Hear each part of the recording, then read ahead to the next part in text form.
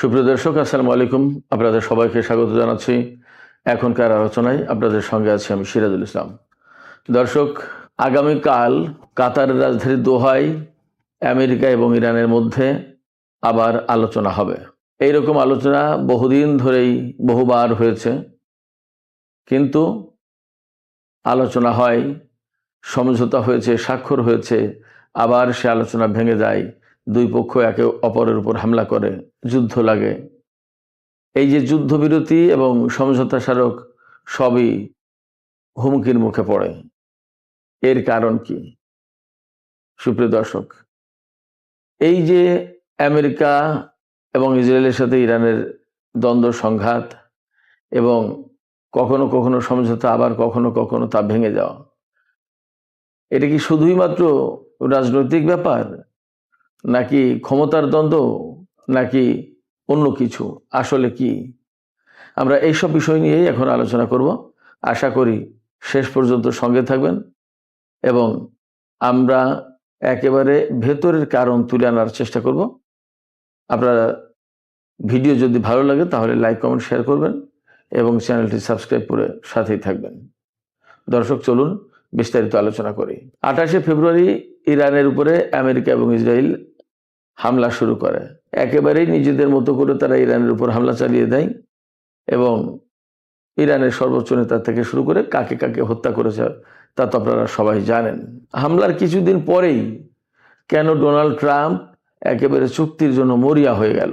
তারপরে নানান রকমের আলাপ আলোচনা, নানান রকমের কথা, বিভিন্ন ধরনের চুক্তি, সমঝোতা, সই, এগুলো হলো।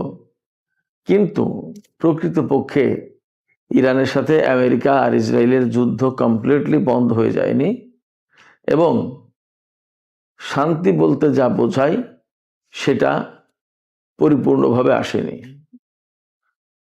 বরং মাঝে মাঝেই দুই পক্ষের মধ্যে যুদ্ধ হচ্ছে এবং সেই যুদ্ধের পরে, সেই যুদ্ধের প্রেক্ষাপটে মনে হচ্ছে এই চুক্তি, এই আলোচনা, এই সমঝোতা ভেঙে যাবে। এর কারণটা কি? একেবারে শুরু থেকে যদি বলি, এই যে আমেরিকা এবং ইসরায়েল ইরানের উপর হামলা চালিয়েছে, মূল অভিযোগটা কি? অনেকগুলো কথা ছিল আমেরিকা এবং ইসরায়েলের পক্ষ থেকে। প্রথমে ছিল ইরানের জনগণের উপর দেশের সরকার হামলা চালাচ্ছে, তাদের গণতন্ত্র দিচ্ছে না, তাদের মানবাধিকার দিচ্ছে না, অর্থনৈতিক সংকট সমাধান করছে না, ইত্যাদি ইত্যাদি। বাস্তব কথা হচ্ছে এগুলো সবই ইরানের কমপ্লিটলি নিজস্ব ব্যাপার। দেশের জনগণকে কতদূর কি দেবে, কতটুকু অর্থনৈতিক সচ্ছলতা দিতে পারবে এবং কতটুকু নিরাপত্তা দিতে পারবে, কতটুকু আন্দোলনের অধিকার দেবে, এগুলো সম্পূর্ণভাবেই ইরানের জনগণ আর ইরানের সরকারের ব্যাপার। এখানে অযাচিতভাবে হস্তক্ষেপ করার সুযোগ আমেরিকা এবং ইসরায়েলের নেই। তাহলে একদম পরিষ্কার যে আমেরিকা এবং ইসরায়েল জোর করে ইরানের অভ্যন্তরে হস্তক্ষেপ করে একটা যুদ্ধ পরিস্থিতির সৃষ্টি করেছে, যুদ্ধ লাগিয়ে দিয়েছে। কেন? প্রথমের দিকে বলা হয়েছিল যে এই জনগণের গণতন্ত্র, মানবাধিকার এবং তাদের আন্দোলনের অধিকার, তাদের খাওয়া পড়ার অধিকার, তাদের অর্থনৈতিক সুযোগ সুবিধা, এগুলো নিশ্চিত করতে হবে। এগুলো কি আমেরিকা এই হামলা চালিয়ে নিশ্চিত করতে পেরেছে? পারেনি। তাহলে কি আমেরিকা ইরানের উপর হামলা চালানোর অধিকার রাখে? তারপরে বলা হলো ইরানের উপর হামলা চালাতে হবে এই কারণে তার কাছে পরমাণু কর্মসূচি আছে, কিছুদিনের ভেতরেই সেই পরমাণু কর্মসূচি এগিয়ে নিয়ে তারা পরমাণু বোমা বানাবে। এখনই ইরানের এই বিপ্লবী সরকারকে যদি উৎখাত করে দেওয়া না হয় তাহলে তারা পরমাণু বোমা বানিয়ে ফেলবে। এই কথা আমেরিকা যতটা জোরালোভাবে বলল তার চেয়ে কয়েক গুণ বেশি জোরে ইসরায়েল বলল। এই যে ইসরায়েলের বলা কথা, এখানেও প্রশ্ন থাকে। ইরান হচ্ছে এনপিটিতে সই করা দেশ। এনপিটিতে সই করা মানে হচ্ছে তারা অঙ্গীকার করেছে তারা পরমাণু অস্ত্র বানাবে না। ইরান তো সেই কথাই বলছে এবং এখনো পর্যন্ত কেউ প্রমাণ দিতে পারেনি ইরান পরমাণু অস্ত্র বানিয়েছে। তাহলে ইরানের উপরে এই যে যুদ্ধ চাপিয়ে দেওয়া হলো এবং সে পরমাণু কর্মসূচি ধ্বংস করতে পারলো না, তাহলে ইরানের উপর এই যে যুদ্ধ চাপিয়ে দিয়ে কেন ইরানের জনগণকে এত ক্ষতির মুখে ফেলতে হলো বা ফেলা হলো? আচ্ছা, এখানে ইসরায়েল এবং আমেরিকা যদি ইরানের উপর হামলা চালিয়ে ইরানের ক্ষতি করে, তাতে কি লাভ হয়েছে ইসরায়েল এবং আমেরিকার? যদি লাভ না হয় তাহলে এর দায় দায়িত্ব কে নেবে এবং কি হবে? আমি এখানে বলি, ইরান খুব সুস্পষ্ট করে বলেছে যে তারা পরমাণু কর্মসূচি বন্ধ করবে না, তারা ইউরেনিয়াম সমৃদ্ধকরণ বন্ধ করবে না। হয়তো ইউরেনিয়াম কত মাত্রায় সমৃদ্ধ করা হবে তা নিয়ে আলোচনা হবে, কিন্তু আমেরিকা আর ইসরায়েলের সাথে এই আলোচনা হবে না যে ইরান তার পরমাণু কর্মসূচি পরিচালনা করতে পারবে কি পারবে না, এটা নিয়ে কোনো আলোচনা হবে না।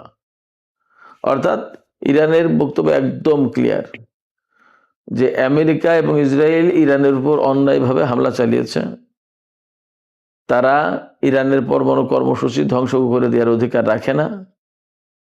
এটা জাতিসংঘ নিরাপত্তা পরিষদের আন্ডারে বা আন্তর্জাতিক আণবিক শক্তি সংস্থার অধীনে এগুলো দেখভাল করা হচ্ছে। অতএব কোনো মতেই ইরান ইসরায়েল বা আমেরিকার হাতে তার পরমাণু কর্মসূচি তুলে দেবে না এবং তাদের কাছে সারেন্ডার করবে না। তাদের কাছে সারেন্ডার করার মানেই হলো ইরানের স্বাধীনতা সার্বভৌমত্ব বিকিয়ে দেওয়া। ইরান এই কাজ করবে না। তো তাহলে এই জায়গায় প্রশ্ন আসছে, আগামীকাল কাতারের রাজধানী দোহায় যে আলোচনা হবে, সেই আলোচনা কি নিয়ে হবে? ইরানের পক্ষ থেকে একদম পরিষ্কার করে ইরানের অন্যতম পররাষ্ট্র উপমন্ত্রী কাজেম গরিবাবাদী তিনি বলেছেন, ইরান আমেরিকার সাথে পরমাণু বিষয়ে আলোচনা করবে না। আগামীকালকে যে আলোচনা হবে তা এই যে 14 দফা সমঝোতা, সেই 14 দফার যে সমস্ত দফা এখন বাস্তবায়ন করার কথা চুক্তি সই হওয়ার পরে, অর্থাৎ ইসলামাবাদ সমঝোতা সই হওয়ার পরে যেগুলো বাস্তবায়ন করার কথা সেগুলো বাস্তবায়ন এখনো করা হয়নি, সেইগুলো নিয়ে আলোচনা হবে। যেমন ইরানের উপর থেকে নিষেধাজ্ঞা তুলে নেওয়া হবে এবং তার বিদেশে আটকে থাকা অর্থ ফেরত দেওয়া হবে। ইরানের উপর থেকে নিষেধাজ্ঞা তুলে নিয়ে ইরানকে বিদেশে তেল বিক্রির সুযোগ দেবে। এই সব বিষয় নিয়ে বিস্তারিত আলোচনা হবে। এখানে এই আলোচনা হবে না যে ইরান পরমাণু কর্মসূচি পরিচালনা করতে পারবে কি পারবে না।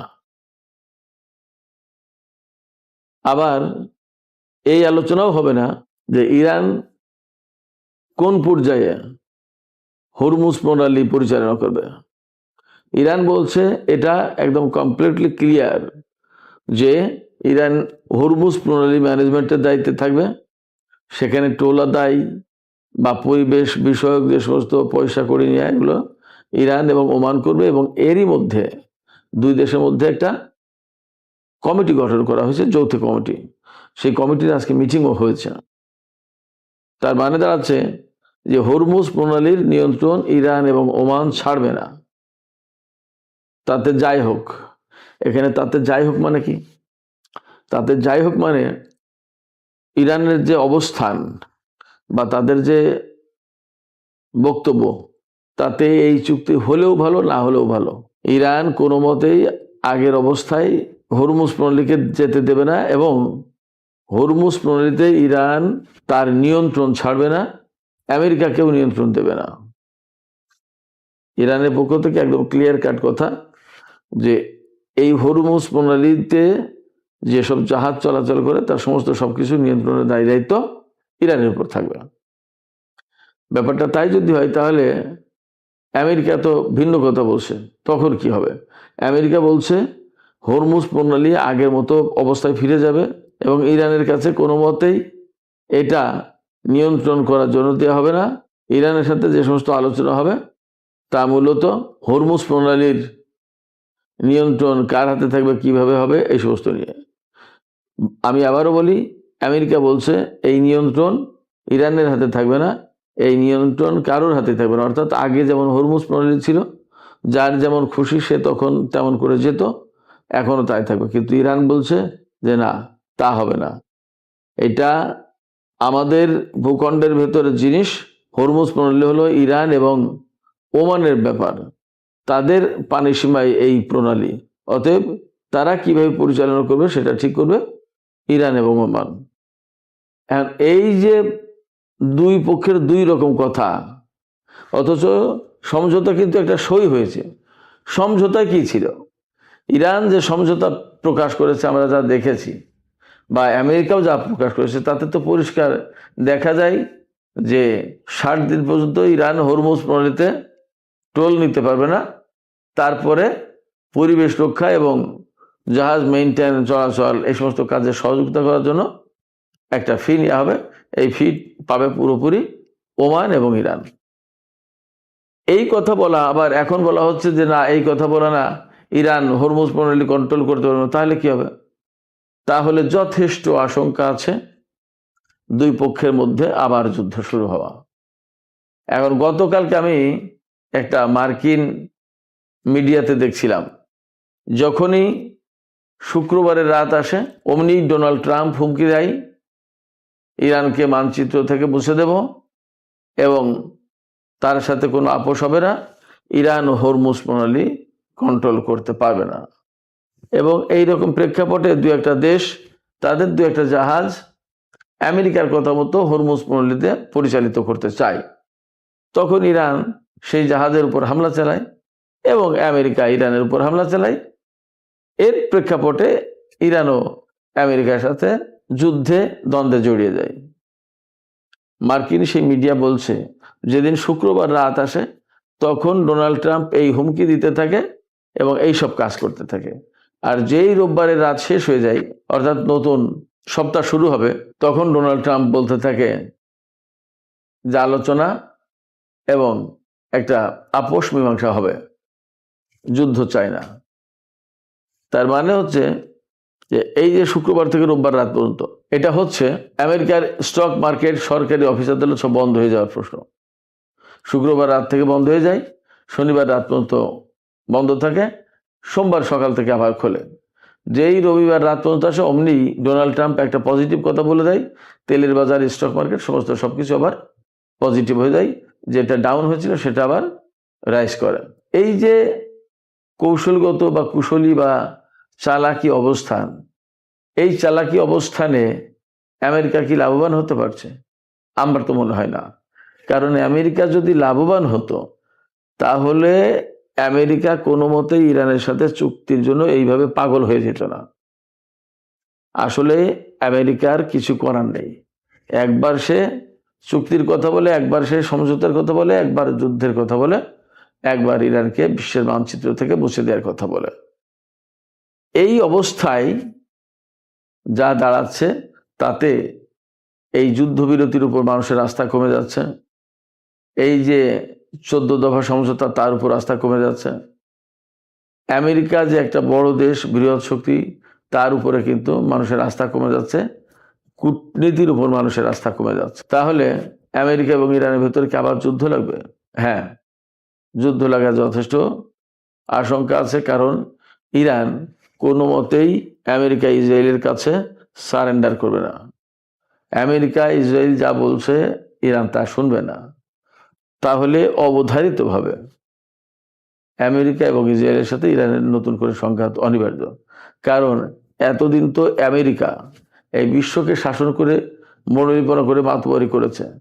এখন এখানে যদি ইরান ভাগ নিতে আসে তাহলে তো আমেরিকা এবং ইসরায়েল সেটা মানতে চাইবে না। প্রধান সংকট এখানে। সুপ্রিয় দর্শক, এই যে আজকের যে আলোচনা করলাম, এই আলোচনার ভেতর দিয়ে আমার মনে হয় আপনাদের কাছে একটা মেসেজ পরিষ্কার হয়েছে। সেটা হচ্ছে ইরান আমেরিকা এবং ইসরায়েলের কাছে মাথা নত করবে না, সারেন্ডার করবে না। আর আমেরিকা এবং ইসরায়েল যেহেতু এতদিন ধরে তারা বিশ্ব শাসন করে এসেছে, সেই জায়গা থেকে ইরানের যে আঞ্চলিক উত্থান, এই উত্থানটাকেও তারা মানতে পারছে না। যার ফলে আমার কাছে মনে হচ্ছে দুই পক্ষের ভেতরে আবার নতুন করে যুদ্ধ সংঘাত লাগার যথেষ্ট সম্ভাবনা বা আশঙ্কা রয়েছে। আমরা আসলে ভবিষ্যতে কি হয় সেটা দেখার জন্য অপেক্ষা করি। সুপ্রিয় দর্শক, আজকের আলোচনা এখানে শেষ করতে চাই।